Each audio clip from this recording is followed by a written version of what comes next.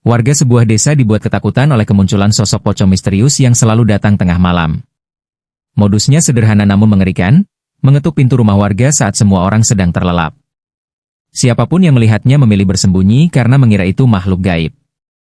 Namun setiap kemunculannya selalu diikuti hilangnya uang dan barang berharga. Ketika polisi akhirnya mengungkap identitas di balik kain putih itu, seluruh desa dibuat tidak percaya. Siapakah sebenarnya sosok tersebut? Assalamualaikum warahmatullahi wabarakatuh. Sebelum cerita ini dimulai, mari kita bersama-sama mengirimkan sholawat kepada Nabi Muhammad SAW. Semoga kita semua senantiasa diberikan kesehatan, keselamatan, dan keberkahan dalam setiap langkah kehidupan kita. Dan untuk kalian yang baru bergabung di channel ini, jangan lupa bantu dukung channel ini dengan cara subscribe, nyalakan lonceng notifikasi, tekan tombol like, dan bagikan video ini kepada keluarga maupun teman-teman kalian agar semakin banyak yang bisa menikmati cerita-cerita menarik lainnya. Tuliskan juga di kolom komentar. Menurut kalian, jika mendengar ketukan pintu pada tengah malam lalu melihat sosok pocong berdiri di depan rumah, apakah kalian akan berani membuka pintu atau memilih bersembunyi? Sekarang, matikan sejenak aktivitas kalian, siapkan kopi atau teh hangat, dan simak baik-baik kisah yang sempat menggemparkan sebuah desa ini. Karena apa yang awalnya dianggap sebagai teror makhluk gaib, ternyata menyimpan rahasia kelam yang jauh lebih mengerikan daripada yang dibayangkan siapapun. Kisah tentang sosok pocong yang setiap malam mengetuk pintu rumah warga, menebar ketakutan, dan membuat satu desa hidup dalam kecemasan. Namun ketika tabir misteri itu akhirnya terbuka, kenyataan yang terungkap justru membuat seluruh warga terdiam dan tidak percaya. Inilah kisah pocong rampok rumah. Warga mengira hantu, ternyata rampok bersenjata tajam. Malam itu, suasana desa Sumberrejo terasa berbeda dari biasanya. Angin berembus pelan melewati pepohonan bambu yang berjajar di pinggir jalan. Lampu-lampu rumah mulai dipadamkan satu persatu. Sebagian warga sudah terlelap setelah seharian bekerja di sawah, berdagang di pasar, atau mengurus pekerjaan rumah tangga. Desa kecil itu selama bertahun-tahun dikenal sebagai tempat yang aman. Hampir semua orang saling mengenal. Jika ada tamu datang, kabarnya bisa menyebar ke seluruh kampung hanya dalam hitungan jam. Tidak pernah ada peristiwa besar yang membuat warga merasa takut untuk keluar rumah. Namun ketenangan itu perlahan berubah. Semua berawal dari sebuah cerita yang terdengar begitu aneh hingga banyak orang menganggapnya sebagai lelucon. Pada suatu pagi, seorang ibu bernama Bu Ratna mendatangi warung kopi milik Pak Darman yang menjadi tempat berkumpul warga setiap hari. Wajahnya terlihat pucat. Tangannya sedikit gemetar saat memegang segelas teh hangat. Beberapa warga yang berada di sana langsung memperhatikan perubahan sikapnya. Bu Ratna kenapa? Kok kelihatannya tegang sekali? Tanya Pak Darman. Bu Ratna menarik napas panjang. Ia menoleh ke kanan dan ke kiri seolah memastikan tidak ada orang yang mendengar selain mereka. Kemudian dengan suara pelan ia berkata, "Semalam saya didatangi pocong." Suasana warung yang tadinya ramai mendadak hening. Beberapa orang saling berpandangan. Lalu terdengar suara tawa kecil. Sebagian mengira Bu Ratna sedang bercanda. "Ah masa sih, Bu?" kata salah seorang pelanggan. "Tengah malam tadi," lanjut Bu Ratna dengan wajah serius, "ada yang mengetuk pintu rumah saya 3 kali. Tok, tok, tok." Bu Ratna bahkan menirukan suara ketukan yang ia dengar malam itu. Menurut pengakuannya, saat itu waktu menunjukkan sekitar pukul 12:30 malam. Ia sudah tidur ketika suara ketukan tersebut membangunkannya. Awalnya ia mengira ada tetangga yang membutuhkan bantuan. Mungkin ada orang sakit. Atau mungkin terjadi sesuatu yang mendesak. Karena itulah ia bangun dan berjalan menuju ruang tamu. Namun saat mengintip melalui celah jendela, darahnya seolah berhenti mengalir. Di depan pintu rumahnya berdiri sosok putih. Tubuhnya terbungkus kain panjang. Kepalanya menunduk. Diam. Tidak bergerak sedikit pun. Bu Ratna mengaku tidak berani membuka pintu. Ia memilih mematikan lampu dan bersembunyi di dalam kamar sampai pagi tiba. Setelah selesai bercerita, beberapa warga masih belum percaya. Mereka menganggap Bu Ratna mungkin salah lihat. Mungkin hanya seseorang yang sedang lewat. Mungkin bayangan pohon. Atau mungkin karena mengantuk. Namun Bu Ratna bersikeras bahwa apa yang dilihatnya benar-benar nyata. Hari itu cerita tentang pocong yang mengetuk pintu rumah mulai menyebar ke seluruh desa. Awalnya tidak ada yang terlalu memikirkan. Sampai kejadian serupa kembali terjadi. 2 malam kemudian. Kali ini korbannya adalah Pak Mulyono, seorang petani yang rumahnya berada di bagian utara desa. Pagi itu Pak Mulyono datang ke balai desa dengan wajah panik. Ia menceritakan pengalaman yang hampir sama. Tepat setelah tengah malam, ia mendengar suara ketukan dari depan rumah. Saat mengintip dari balik jendela, ia melihat sosok putih berdiri di halaman. Bentuknya menyerupai pocong. Karena ketakutan, ia tidak berani keluar. Ia hanya berdiam diri di dalam rumah sambil membaca doa. Namun yang membuat semua orang mulai merinding adalah kejadian yang ditemukan keesokan paginya. Jendela dapur rumah Pak Mulyono terbuka. Padahal sebelum tidur ia yakin telah menguncinya. Lebih mengejutkan lagi, sejumlah uang yang disimpan di lemari telah hilang. Mendengar cerita itu, warga mulai merasa ada sesuatu yang tidak beres. Jika hanya satu orang yang melihat pocong, mungkin itu kebetulan. Tetapi jika 2 orang mengalami kejadian yang hampir sama dalam waktu berdekatan, tentu hal itu sulit diabaikan. Desa yang biasanya tenang perlahan mulai dipenuhi rasa cemas. Setiap malam, pintu dan jendela diperiksa berulang kali sebelum tidur. Beberapa keluarga memilih menyalakan lampu teras hingga pagi. Anak-anak yang biasanya bermain hingga larut mulai diminta masuk rumah lebih awal. Orang-orang mulai membicarakan sosok pocong misterius itu di mana-mana. Di warung kopi, di musola, di sawah, bahkan di pasar. Setiap orang memiliki versi cerita yang berbeda. Ada yang mengaku melihat sosok putih melompat di antara pohon pisang. Ada yang mendengar suara langkah kaki di atap rumah. Ada pula yang mengaku melihat bayangan putih melintas di jalan desa menjelang subuh. Semakin hari, cerita-cerita itu semakin berkembang. Dan semakin menakutkan. Tak lama kemudian, kabar tersebut sampai ke telinga aparat desa. Kepala desa yang awalnya menganggap semua itu hanya isu biasa mulai merasa khawatir.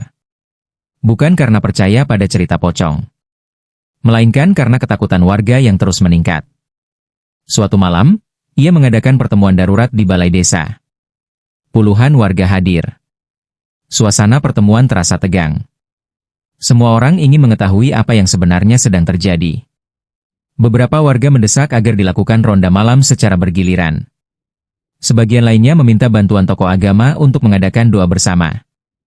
Ada juga yang yakin bahwa kejadian itu berkaitan dengan hal-hal gaib.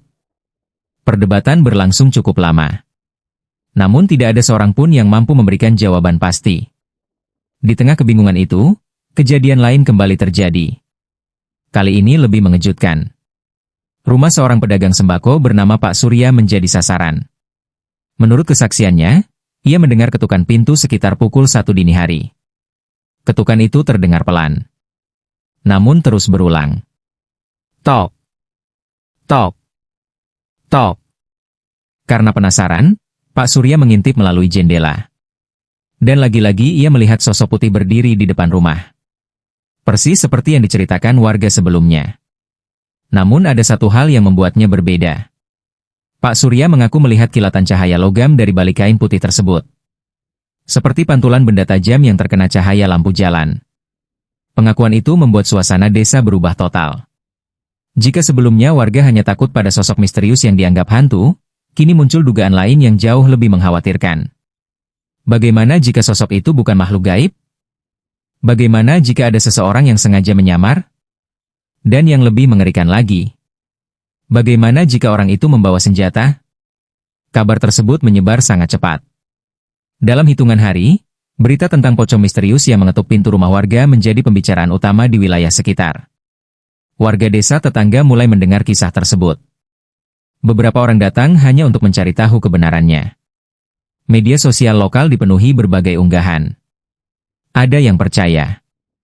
Ada yang meragukan. Ada pula yang membuat berbagai teori. Namun satu hal yang pasti. Rasa takut telah berhasil menguasai desa itu. Tidak ada lagi yang berani keluar rumah sendirian pada malam hari. Jalan-jalan desa yang biasanya masih ramai hingga larut kini tampak kosong setelah pukul 9 malam. Para pedagang menutup kios lebih awal. Anak-anak dilarang bermain di luar. Dan setiap kali terdengar suara ketukan pintu saat malam tiba, jantung para penghuni rumah langsung berdegup lebih cepat. Karena mereka tidak pernah tahu apakah yang datang malam itu benar-benar pocong. Atau seseorang yang sedang menyembunyikan wajahnya di balik kain kafan putih untuk tujuan yang jauh lebih berbahaya. Sementara itu, laporan demi laporan mulai masuk ke kantor polisi setempat. Awalnya petugas menganggap kasus tersebut hanyalah kabar yang dibesar-besarkan. Namun jumlah laporan yang terus bertambah membuat mereka tidak bisa lagi mengabaikannya. Apalagi kini mulai muncul korban kehilangan uang dan barang berharga. Sore itu, beberapa anggota kepolisian akhirnya datang ke desa untuk melakukan penyelidikan awal. Kedatangan mereka langsung menarik perhatian warga. Harapan mulai muncul. Mungkin akhirnya misteri yang membuat seluruh desa ketakutan ini akan segera terungkap. Namun tidak ada yang menyangka bahwa apa yang akan ditemukan polisi nantinya jauh lebih mengejutkan daripada semua cerita pocong yang selama ini beredar. Dan yang paling mengejutkan, pelaku sebenarnya adalah seseorang yang setiap hari hidup di tengah-tengah mereka. Kedatangan polisi ke desa Sumberrejo sedikit memberikan rasa tenang kepada warga. Setidaknya sekarang mereka merasa tidak menghadapi teror itu sendirian. Namun di sisi lain, rasa penasaran justru semakin besar. Apa sebenarnya yang sedang terjadi? Apakah benar ada pocong yang berkeliaran setiap malam? Atau ada seseorang yang sengaja memanfaatkan ketakutan warga untuk tujuan tertentu? Pertanyaan-pertanyaan itu terus berputar di kepala setiap orang. Pagi itu, sebuah mobil polisi berhenti di depan rumah Bu Ratna, korban pertama yang melaporkan kemunculan sosok misterius tersebut. Beberapa petugas turun sambil membawa kamera dan perlengkapan pemeriksaan sederhana. Warga yang melihat kedatangan mereka langsung berkerumun dari kejauhan. Tidak ada yang berani mendekat terlalu dekat. Mereka hanya memperhatikan dengan penuh rasa ingin tahu. Bu Ratna menyambut para petugas dengan wajah yang masih terlihat tegang. Meskipun beberapa hari telah berlalu sejak kejadian itu, ketakutan masih jelas terlihat dari sorot matanya. Saya masih sulit tidur sampai sekarang, Pak, katanya kepada salah seorang penyidik. Saya selalu teringat sosok itu berdiri di depan pintu rumah. Petugas lalu meminta Bu Ratna menceritakan kembali seluruh kejadian secara rinci. Dari awal hingga akhir. Tanpa melewatkan satu detail pun. Bu Ratna menjelaskan bagaimana suara ketukan itu membangunkannya dari tidur. Bagaimana ia berjalan perlahan menuju ruang tamu. Dan bagaimana tubuhnya langsung lemas saat melihat sosok putih berdiri di depan rumah.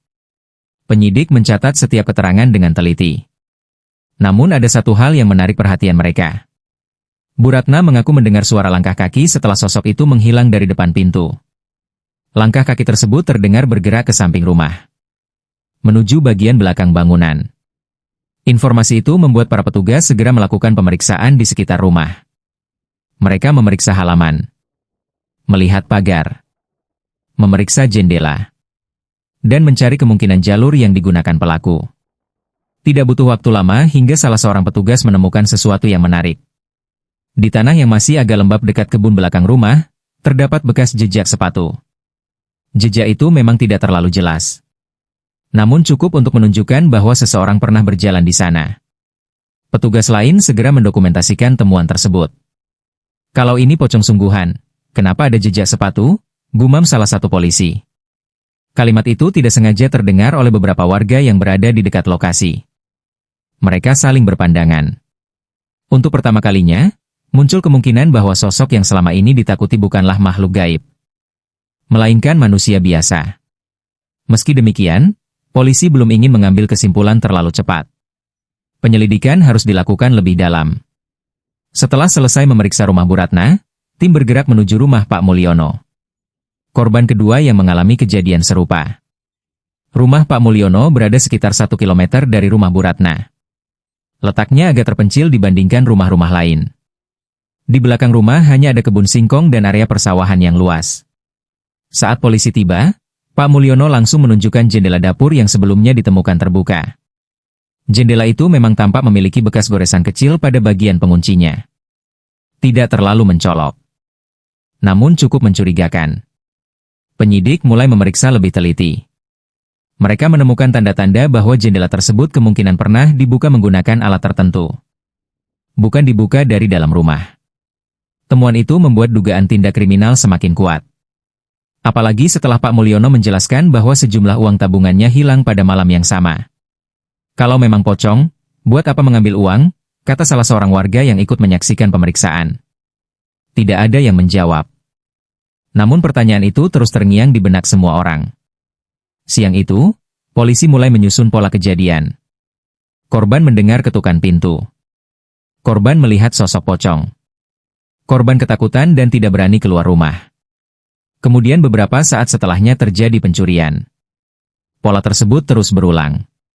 Dan semakin diperhatikan, semakin terlihat bahwa semuanya tampak direncanakan.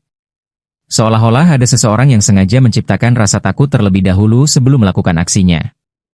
Malam harinya, suasana desa kembali mencekam. Berita tentang temuan jejak sepatu dan dugaan pencurian sudah menyebar ke seluruh penjuru kampung.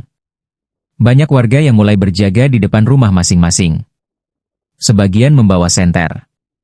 Sebagian lagi membawa alat seadanya untuk berjaga-jaga. Meski demikian, rasa takut masih jauh lebih besar daripada keberanian mereka. Tidak ada yang benar-benar ingin bertemu langsung dengan sosok misterius tersebut. Sekitar pukul 11 malam, sekelompok pemuda ronda berkumpul di pos keamanan desa. Mereka berusaha menjaga suasana tetap santai dengan mengobrol dan minum kopi. Namun topik pembicaraan mereka tidak jauh dari pocong yang sedang menjadi buah bibir.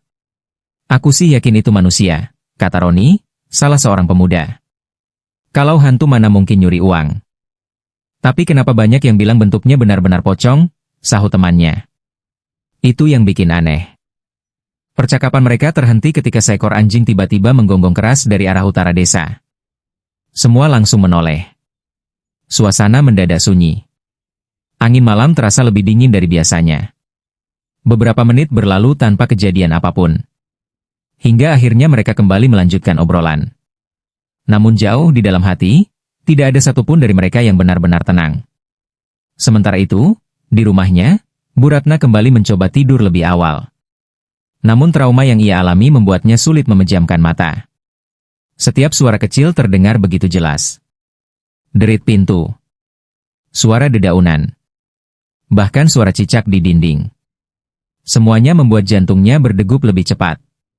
Tepat ketika jarum jam mendekati tengah malam, telepon genggamnya berdering. Ternyata yang menelepon adalah tetangganya. Dengan suara panik, tetangganya berkata, "Bu Ratna, tadi saya lihat sesuatu." "Apa?" "Pocong itu." Tubuh Bu Ratna langsung menegang. Tetangganya mengaku melihat sosok putih bergerak di ujung jalan desa. Hanya beberapa ratus meter dari rumah mereka.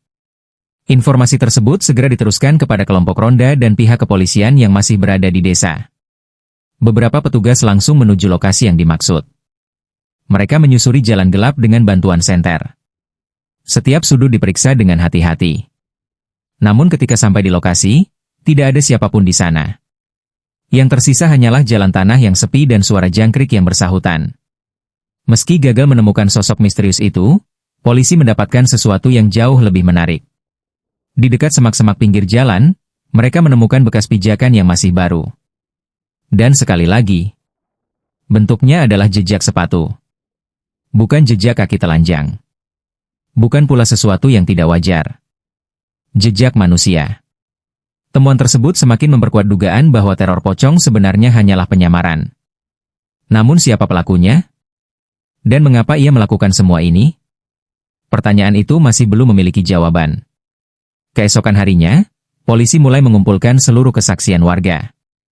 Puluhan orang dimintai keterangan. Ada yang mengaku melihat sosok putih berdiri di dekat kuburan. Ada yang melihatnya di pinggir sawah. Ada pula yang mengaku mendengar suara seseorang berlari setelah kemunculan pocong tersebut. Semakin banyak kesaksian yang terkumpul, semakin jelas pula satu fakta penting. Sosok itu selalu muncul di lokasi yang dekat dengan rumah calon korban. Dan hampir selalu menghilang ke arah persawahan atau kebun yang gelap. Seolah-olah pelaku sangat mengenal medan desa tersebut. Fakta itu membuat penyidik mulai mempertimbangkan kemungkinan yang lebih mengejutkan. Bagaimana jika pelaku bukan orang luar? Bagaimana jika ia adalah seseorang yang tinggal di desa itu sendiri? Seseorang yang mengetahui jalan-jalan kecil. Mengetahui rumah-rumah warga. Mengetahui kebiasaan para korban. Dan mengetahui cara memanfaatkan ketakutan mereka. Pemikiran itu membuat penyelidikan memasuki arah yang benar-benar baru. Karena jika dugaan tersebut benar, maka pelaku mungkin selama ini berjalan di antara mereka setiap hari. Menyapa para tetangga. Bercengkerama di warung kopi. Atau bahkan ikut ronda bersama warga. Tanpa ada seorang pun yang menyadari bahwa di balik wajah biasa itu, tersembunyi sosok yang telah meneror seluruh desa dengan kostum pocong dan rencana kejahatan yang sangat rapi. Dan pada saat yang sama, tanpa diketahui siapapun, sang pelaku sedang mempersiapkan aksi berikutnya. Aksi yang nantinya akan menjadi kesalahan terbesar dalam hidupnya. Hari-hari berikutnya menjadi masa yang paling menegangkan bagi warga desa Sumberrejo. Jika sebelumnya mereka hanya mendengar cerita dari mulut ke mulut, kini hampir setiap orang merasa sedang hidup di tengah ancaman yang nyata. Tidak ada yang tahu kapan sosok pocong itu akan muncul lagi. Tidak ada yang tahu rumah siapa yang akan menjadi sasaran berikutnya. Dan yang paling mengkhawatirkan, tidak ada yang tahu apakah sosok itu benar-benar manusia atau sesuatu yang lain. Meskipun polisi mulai menemukan banyak petunjuk yang mengarah pada pelaku manusia, sebagian warga masih sulit mempercayainya. Bagi mereka, apa yang dilihat oleh para korban terlalu menyeramkan untuk dijelaskan dengan logika biasa. Namun polisi tidak ingin terjebak pada spekulasi. Mereka mulai fokus pada fakta-fakta yang ditemukan di lapangan. Dari seluruh laporan yang masuk, ada satu pola yang terus berulang. Setiap korban selalu mengalami kejadian yang hampir sama. Pertama, mereka mendengar ketukan di pintu rumah pada tengah malam. Kemudian mereka melihat sosok pocong berdiri di depan rumah. Setelah itu mereka memilih berdiam diri karena ketakutan. Dan beberapa saat kemudian, barang berharga di dalam rumah menghilang. Pola itu terlalu rapi untuk dianggap kebetulan. Seolah-olah seseorang sedang menjalankan sebuah skenario yang telah dirancang dengan matang. Untuk memastikan dugaan tersebut, polisi mulai memeriksa seluruh lokasi kejadian secara lebih mendalam. Mereka tidak hanya melihat rumah para korban. Mereka juga memetakan jalur yang mungkin digunakan pelaku untuk datang dan pergi. Hasilnya cukup mengejutkan. Hampir semua rumah korban memiliki satu kesamaan. Di belakang rumah terdapat akses menuju area persawahan, kebun, atau jalan kecil yang jarang dilalui warga. Jalur-jalur tersebut sangat cocok digunakan seseorang yang ingin bergerak diam-diam tanpa menarik perhatian. Penemuan itu membuat penyidik semakin yakin. Pelaku jelas memahami kondisi desa dengan sangat baik. Ia tahu bagian mana yang gelap. Ia tahu jalur mana yang aman untuk melarikan diri. Dan yang paling penting, ia tahu rumah-rumah mana yang layak menjadi target. Sore itu, sebuah rapat kecil digelar di kantor polisi sektor setempat. Para penyidik mengumpulkan seluruh data yang telah mereka peroleh selama beberapa hari terakhir. Foto jejak sepatu. Laporan kehilangan barang. Kesaksian para korban. Semuanya dipasang di papan besar. Mereka mencoba menyusun kepingan-kepingan misteri yang selama ini membuat warga ketakutan. Seorang penyidik muda kemudian mengajukan pertanyaan sederhana. Tidak semua rumah di desa ini menjadi korban. Kenapa hanya rumah tertentu? Ruangan mendadak hening. Pertanyaan itu terdengar sederhana, tetapi sangat penting. Karena jika pelaku benar-benar memilih target secara acak, seharusnya jumlah korban jauh lebih banyak. Namun kenyataannya tidak demikian. Nama yang dikenal ramah. Rajin membantu tetangga. Sering hadir dalam kegiatan kampung. Dan karena itulah, hampir tidak ada seorang pun yang membayangkan bahwa orang tersebut mungkin menyimpan rahasia besar di balik senyum dan sikap baiknya. Sebuah rahasia yang sebentar lagi akan mengguncang seluruh desa Sumberrejo. Sejak ditemukannya potongan kain putih di belakang rumah Bu Siti, arah penyelidikan mulai berubah secara signifikan. Jika sebelumnya polisi masih berusaha membuktikan apakah teror tersebut dilakukan oleh manusia atau bukan, kini mereka hampir yakin bahwa sosok pocong yang selama ini menakuti warga hanyalah sebuah penyamaran. Namun satu masalah besar masih belum terpecahkan. Siapa pelakunya? Pertanyaan itulah yang terus menghantui para penyidik. Karena semakin lama kasus ini berlangsung, semakin jelas bahwa pelaku bukan orang sembarangan. Ia bergerak dengan hati-hati. Ia memahami medan desa. Ia mengetahui kebiasaan para korbannya. Dan yang paling mengkhawatirkan, ia selalu berhasil menghilang sebelum tertangkap. Di ruang penyelidikan yang sederhana, beberapa petugas mulai menempelkan foto-foto korban dan lokasi kejadian pada sebuah papan besar. Garis-garis penghubung dibuat menggunakan spidol. Rumah Bu Ratna. Rumah Pak Mulyono. Rumah Pak Surya. Rumah Bu Siti. Dan beberapa lokasi kemunculan pocong yang dilaporkan warga. Semua titik itu kemudian dipetakan. Saat itulah sebuah pola yang sebelumnya samar mulai terlihat. Hampir seluruh lokasi kejadian berada dalam radius yang tidak terlalu jauh dari satu area tertentu. Area persawahan di sisi barat desa. Daerah yang dipenuhi jalan setapak kecil, saluran irigasi, dan kebun-kebun milik warga. Bagi orang luar, wilayah itu mungkin terlihat membingungkan. Namun bagi seseorang yang sering melewati area tersebut, tempat itu bisa menjadi jalur pelarian yang sempurna. Pelaku kemungkinan besar menggunakan jalur sawah ini, kata salah seorang penyidik sambil menunjuk peta. Dia muncul dari sini, menakuti korban, lalu kabur lewat jalur yang sama. Semua petugas mengangguk. Logikanya masuk akal. Tetapi ada satu hal yang masih mengganjal.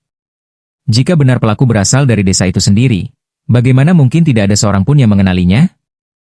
Penyidik kemudian kembali memeriksa daftar korban. Kali ini mereka fokus pada hubungan sosial masing-masing korban. Mereka mencari kemungkinan adanya kesamaan lain. Dan hasilnya membuat mereka semakin curiga. Sebagian besar korban ternyata pernah berinteraksi dengan orang yang sama dalam beberapa bulan terakhir. Bukan hubungan yang mencolok. Bukan hubungan yang istimewa. Tetapi cukup sering untuk menarik perhatian. Orang itu kerap membantu warga mengangkut hasil panen. Kadang membantu memperbaiki pagar. Sesekali ikut dalam kegiatan ronda malam. Ia dikenal ramah. Mudah bergaul. Dan hampir tidak pernah memiliki masalah dengan siapapun. Nama orang itu adalah Darto. Namun pada tahap ini, polisi belum memiliki bukti yang cukup untuk menuduhnya. Faktanya, jika ada warga yang mendengar nama Darto disebut sebagai kemungkinan pelaku, sebagian besar pasti akan menertawakannya. Karena Darto adalah salah satu orang yang paling dipercaya di desa. Ia sering membantu tetangga yang kesulitan. Ia ikut kerja bakti. Bahkan beberapa korban pernah memuji kebaikannya. Karena itulah penyidik memilih berhati-hati. Mereka tidak ingin mengambil kesimpulan tanpa dasar yang kuat. Sebagai gantinya, mereka memutuskan melakukan pengawasan diam-diam. Beberapa petugas mulai mengamati aktivitas Darto tanpa sepengetahuannya. Mereka memperhatikan kemana ia pergi. Siapa saja yang ditemuinya. Dan bagaimana kebiasaannya sehari-hari. Namun selama beberapa hari pertama, tidak ada hal mencurigakan yang ditemukan. Darto menjalani hidup seperti biasa. Pagi membantu di sawah. Siang beristirahat. Sore mengobrol di warung kopi. Malam sesekali ikut ronda. Semuanya terlihat normal. Terlalu normal. Justru itulah yang membuat beberapa penyidik semakin curiga. Karena pelaku yang cerdas biasanya berusaha terlihat biasa-biasa saja. Sementara penyelidikan terus berjalan, suasana desa kembali berubah. Sudah hampir seminggu tidak ada laporan kemunculan pocong. Sebagian warga mulai merasa lebih tenang.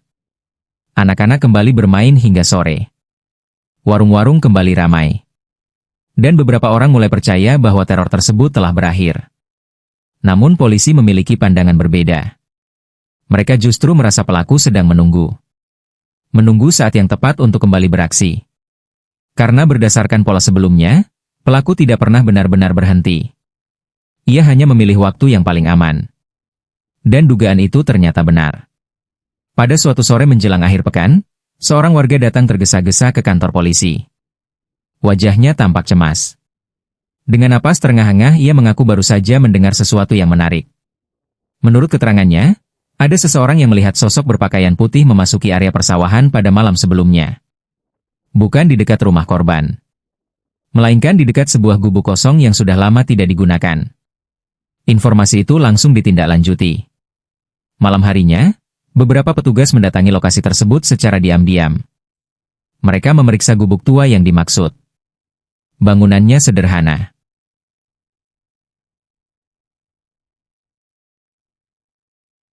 Dindingnya terbuat dari papan kayu yang mulai lapuk. Atapnya sebagian sudah rusak. Sekilas tidak ada yang mencurigakan. Namun ketika salah satu petugas memeriksa bagian dalam, ia menemukan sesuatu yang membuat semua orang terdiam.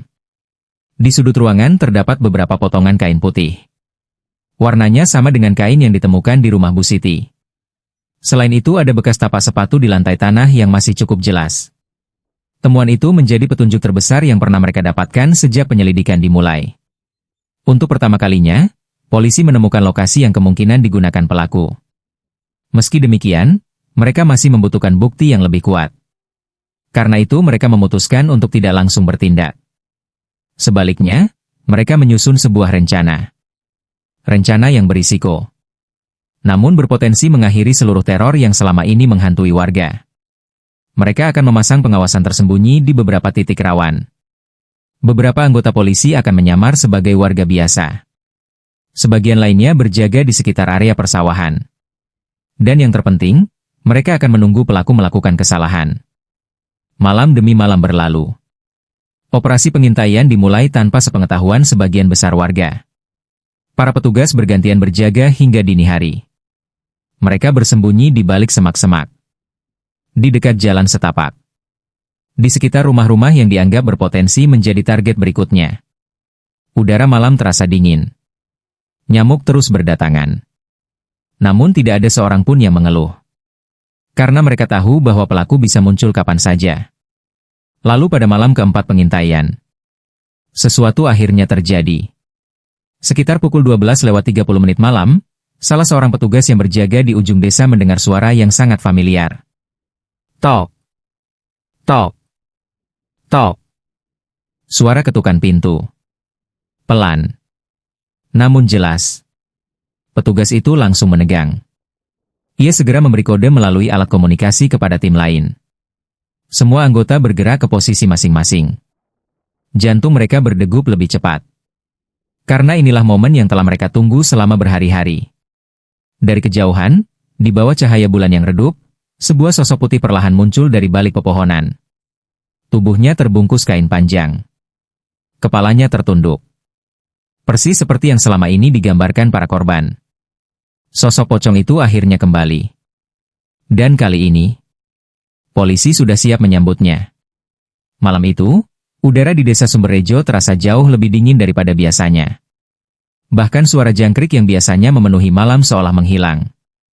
Di berbagai titik yang telah ditentukan, para petugas menahan napas sambil terus mengawasi pergerakan sosok putih yang akhirnya kembali muncul setelah beberapa hari menghilang. Inilah momen yang mereka tunggu. Momen yang bisa menjadi jawaban atas seluruh ketakutan warga selama berminggu-minggu. Dari balik semak-semak di dekat jalan setapak, seorang petugas mengamati sosok tersebut melalui teropong malam. Tidak terlalu jelas. Namun cukup untuk memastikan bahwa sosok itu memang mengenakan kain putih panjang yang menutupi hampir seluruh tubuhnya. Cara berjalannya dibuat lambat. Sedikit melompat. Persis seperti gambaran pocong yang selama ini dikenal masyarakat. Jika dilihat dari kejauhan, siapapun pasti akan merinding. Terlebih jika melihatnya seorang diri di tengah malam. Namun bagi para petugas yang sudah mengikuti kasus ini sejak awal, ada satu hal yang langsung menarik perhatian. Gerakan sosok itu tampak dibuat-buat. Seolah seseorang sedang berusaha memainkan peran. Bukan bergerak secara alami.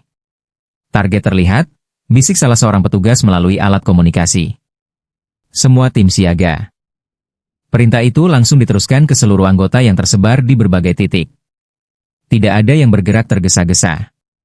Mereka tahu bahwa satu kesalahan kecil saja bisa membuat pelaku kembali lolos. Sementara itu, sosok pocong tersebut terus melangkah perlahan menuju sebuah rumah yang berada di ujung desa. Rumah itu milik Pak Hendra. Seorang pedagang hasil bumi yang cukup sukses. Beberapa hari sebelumnya, polisi memang sudah menduga bahwa rumah Pak Hendra berpotensi menjadi target berikutnya. Karena itu mereka sengaja menjadikannya bagian dari operasi pengintaian. Lampu rumah Pak Hendra sengaja dimatikan seperti biasa. Dari luar terlihat seolah seluruh penghuni rumah sedang tidur lelap. Padahal sebenarnya beberapa petugas sedang bersiaga tidak jauh dari lokasi. Sosok pocong itu berhenti tepat di depan pagar. Ia berdiri diam selama beberapa detik. Kemudian perlahan melangkah mendekati pintu utama. Suasana begitu sunyi. Hanya terdengar suara angin yang sesekali menggerakkan dedaunan. Lalu, tok, tok, tok. 3 kali ketukan terdengar jelas memecah keheningan malam. Ketukan yang sama. Ketukan yang selama ini menjadi awal dari seluruh teror. Di dalam rumah, Pak Hendra yang sudah diberi pengarahan oleh polisi tetap diam. Ia tidak memberikan respons apapun. Beberapa menit berlalu. Sosok pocong itu tetap berdiri di depan pintu. Kemudian perlahan menoleh ke kanan dan ke kiri. Seolah memastikan tidak ada orang yang memperhatikannya. Dan tepat saat itulah, para petugas melihat sesuatu yang sangat penting. Sosok tersebut mulai bergerak menuju samping rumah. Bukan menghilang secara gaib. Bukan melayang. melainkan berjalan cepat seperti manusia biasa. Salah seorang petugas yang mengawasi dari kejauhan langsung memberi kode. Dugaan mereka selama ini ternyata benar. Pocong itu memang sedang menjalankan sebuah skenario. Ketukan di pintu hanyalah cara untuk mengalihkan perhatian penghuni rumah. Sementara tujuan sebenarnya adalah mencari jalan masuk dari bagian lain bangunan. Sosok itu terus bergerak menuju belakang rumah. Dengan sangat hati-hati ia memeriksa jendela dapur. Lalu mengeluarkan sesuatu dari balik kain putih yang dikenakannya. Cahaya bulan memantulkan kilatan logam. Benda itu terlihat jelas. Sebuah parang. Napas para petugas langsung tertahan. Selama ini mereka hanya mendengar kesaksian warga mengenai kemungkinan adanya senjata tajam. Namun malam itu mereka melihatnya dengan mata kepala sendiri. Artinya, pelaku bukan sekadar pencuri biasa. Ia juga berpotensi membahayakan siapapun yang mencoba menghalanginya. Komandan operasi segera mengambil keputusan. Mereka tidak bisa menunggu lebih lama. Jika pelaku berhasil masuk ke dalam rumah, situasinya bisa menjadi jauh lebih berbahaya. Semua tim bergerak sekarang, perintahnya. Dalam hitungan detik, para petugas keluar dari tempat persembunyian mereka. Senter dinyalakan. Langkah kaki berlari memecah keheningan malam. Polisi! Jangan bergerak! Teriakan keras menggema di antara rumah-rumah warga. Sosok pocong itu tampak terkejut. Tubuhnya langsung menoleh ke arah suara. Selama beberapa detik ia terlihat membeku. Namun kemudian sesuatu yang tidak terduga terjadi. Alih-alih menyerah, sosok tersebut justru berbalik dan berlari sekencang mungkin menuju area persawahan. Tangkap dia! Para petugas langsung mengejar. Kejar-kejaran yang selama ini hanya menjadi dugaan akhirnya benar-benar terjadi. Sosok pocong itu ternyata mampu berlari dengan sangat cepat. Jauh lebih cepat daripada yang dibayangkan banyak orang. Kain putih yang membungkus tubuhnya sesekali terangkat saat ia berlari. Memperlihatkan bahwa di balik kostum menyeramkan itu memang ada manusia biasa. Namun pelaku tampaknya sudah sangat mengenal medan. Ia melompat melewati saluran air. Menyusuri jalan setapak sempit. Lalu masuk ke area persawahan yang gelap. Beberapa petugas nyaris kehilangan jejaknya. Di belakang mereka, warga yang mendengar keributan mulai keluar rumah. Sebagian membawa senter. Sebagian lagi hanya berdiri kebingungan di depan rumah masing-masing. Mereka tidak benar-benar memahami apa yang sedang terjadi. Yang mereka tahu hanyalah bahwa polisi sedang mengejar sosok yang selama ini mereka anggap sebagai pocong. Kejar-kejaran terus berlangsung selama beberapa menit yang terasa sangat panjang. Lumpur sawah membuat langkah para petugas menjadi berat. Namun mereka tidak menyerah. Malam itu mereka tahu. Jika pelaku kembali lolos, mungkin dibutuhkan waktu lama untuk menangkapnya lagi.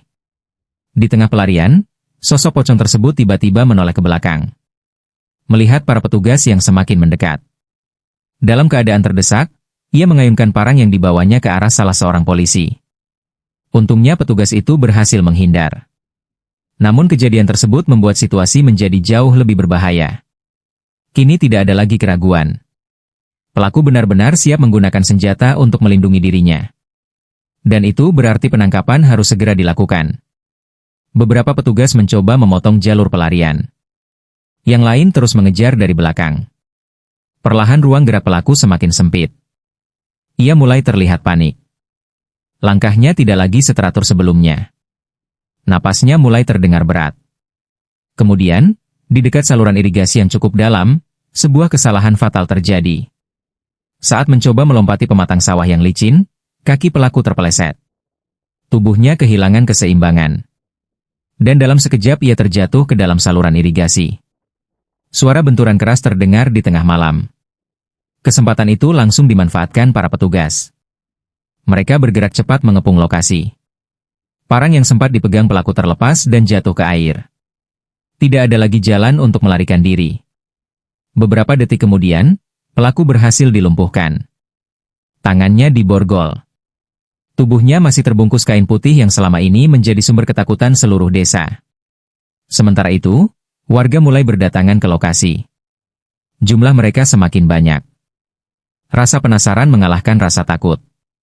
Semua ingin melihat dengan mata kepala sendiri siapa sebenarnya sosok yang selama ini meneror mereka. Di bawah cahaya senter dan lampu kendaraan polisi, suasana menjadi sangat tegang. Tidak ada suara. Tidak ada percakapan. Semua mata tertuju pada sosok yang sedang duduk di tanah dengan tangan terborgol. Lalu seorang petugas perlahan menarik kain putih yang menutupi wajah pelaku. Dan saat wajah itu akhirnya terlihat, kerumunan warga langsung terdiam. Beberapa orang bahkan mundur selangkah karena tidak percaya dengan apa yang mereka lihat. Tidak ada yang menyangka. Tidak ada yang pernah membayangkan bahwa orang yang selama ini mereka cari, orang yang selama ini bersembunyi di balik kostum pocong, adalah seseorang yang sangat mereka kenal. Seseorang yang selama bertahun-tahun hidup di tengah-tengah mereka. Seseorang yang selama ini dianggap baik oleh hampir seluruh warga desa. Orang itu adalah Darto. Nama itu langsung menyebar dari mulut ke mulut hanya dalam hitungan menit. Darto. Pria yang selama ini dikenal ramah. Pria yang sering terlihat membantu tetangga mengangkat hasil panen. Pria yang tidak pernah absen saat kerja bakti. Pria yang beberapa kali ikut ronda malam bersama warga. Kini duduk di tepi saluran irigasi dengan tangan terborgol. Tubuhnya penuh lumpur. Wajahnya pucat. Dan yang paling mengejutkan, dialah orang yang selama berminggu-minggu menjadi sosok pocong yang menebar ketakutan di desa Sumberrejo. Kerumunan warga yang terus berdatangan masih sulit mempercayai apa yang mereka lihat. Beberapa orang bahkan mengira mereka sedang bermimpi. Mustahil? Itu Darto? Saya tidak percaya. Kalimat-kalimat itu terdengar dari berbagai arah. Banyak warga saling berpandangan dengan wajah kebingungan. Karena jika ada satu orang yang paling kecil kemungkinannya dicurigai, orang itu adalah Darto. Pak Hendra yang rumahnya baru saja menjadi sasaran malam itu terlihat menggeleng-gelengkan kepala. Ia mengenal Darto sejak bertahun-tahun lalu. Mereka sering bertemu di warung kopi. Bahkan beberapa kali bekerja bersama saat musim panen. Saya benar-benar tidak menyangka, gumamnya pelan. Sama sekali tidak menyangka. Di sisi lain kerumunan, Bu Ratna yang menjadi korban pertama tampak memegangi dadanya. Wajahnya menunjukkan campuran antara marah, kecewa, dan tidak percaya. Karena beberapa bulan sebelumnya, Darto pernah membantu memperbaiki pagar rumahnya yang rusak akibat hujan deras. Saat itu Bu Ratna bahkan sempat memuji kebaikan Darto kepada tetangganya. Namun kini semua kenangan itu terasa berbeda. Setiap bantuan yang pernah diberikan Darto mendadak terlihat mencurigakan. Setiap kunjungan yang pernah ia lakukan ke rumah warga mulai dipertanyakan. Apakah ia datang untuk membantu? Atau sebenarnya sedang mengamati calon korbannya? Pertanyaan itu mulai muncul di benak banyak orang. Sementara warga masih diliputi keterkejutan, polisi segera membawa Darto ke kantor untuk diperiksa lebih lanjut. Malam itu juga proses pemeriksaan dimulai. Awalnya Darto memilih diam. Ia hanya duduk menundukkan kepala. Sesekali menarik napas panjang. Ketegangan memuncak ketika beberapa korban mengetahui bahwa sebagian uang yang dicuri ternyata digunakan untuk membayar utang dan memenuhi kebutuhan pribadi pelaku. Mereka merasa sangat marah. Ada yang kehilangan tabungan untuk biaya sekolah anak, ada yang kehilangan uang hasil panen selama berbulan-bulan, bahkan ada yang terpaksa menunda pengobatan anggota keluarganya karena uang yang disimpan di rumah telah raib. Suatu sore, sekelompok warga mendatangi kantor polisi dengan emosi yang sulit dikendalikan. Mereka menuntut agar pelaku dihukum seadil-adilnya. Beruntung aparat dan tokoh masyarakat berhasil menenangkan keadaan sehingga tidak terjadi tindakan yang melanggar hukum. Di tengah situasi yang memanas itu, polisi terus bekerja mengumpulkan barang bukti dan menelusuri hasil pencurian yang masih tersisa. Sedikit demi sedikit, sebagian barang milik korban berhasil ditemukan dan dikembalikan kepada pemiliknya. Meski tidak semuanya dapat diselamatkan, setidaknya para korban memperoleh kembali sebagian hak mereka. Pada saat yang sama, proses hukum berjalan sebagaimana mestinya. Dalam persidangan, seluruh fakta terungkap dengan jelas. Mulai dari cara pelaku menyusun kostum pocong, memilih target, hingga menggunakan ketakutan warga sebagai senjata utama untuk melancarkan aksinya. Tidak ada lagi misteri. Tidak ada lagi cerita gaib. Yang ada hanyalah kenyataan pahit tentang seseorang yang memilih jalan kejahatan. Beberapa bulan kemudian, suasana desa Sumberrejo perlahan kembali normal. Anak-anak kembali bermain di halaman rumah saat sore hari. Warung-warung kembali ramai hingga malam. Pos ronda yang dulu dipenuhi rasa takut kini kembali menjadi tempat warga bercengkerama dan tertawa bersama. Namun ada satu hal yang berubah selamanya. Warga menjadi lebih berhati-hati dan lebih peduli terhadap lingkungan sekitar. Mereka belajar bahwa rasa takut yang berlebihan dapat dimanfaatkan oleh orang-orang yang berniat jahat. Mereka juga belajar bahwa terkadang ancaman terbesar bukan datang dari makhluk yang tidak terlihat, melainkan dari manusia yang menyembunyikan niat buruk di balik wajah yang tampak biasa. Hingga kini, kisah tentang pocong yang mengetuk pintu rumah warga masih sering diceritakan kembali oleh penduduk desa. Namun cerita itu bukan lagi kisah tentang hantu yang bergentayangan di tengah malam, melainkan kisah tentang bagaimana ketakutan dapat dimanfaatkan untuk menipu banyak orang.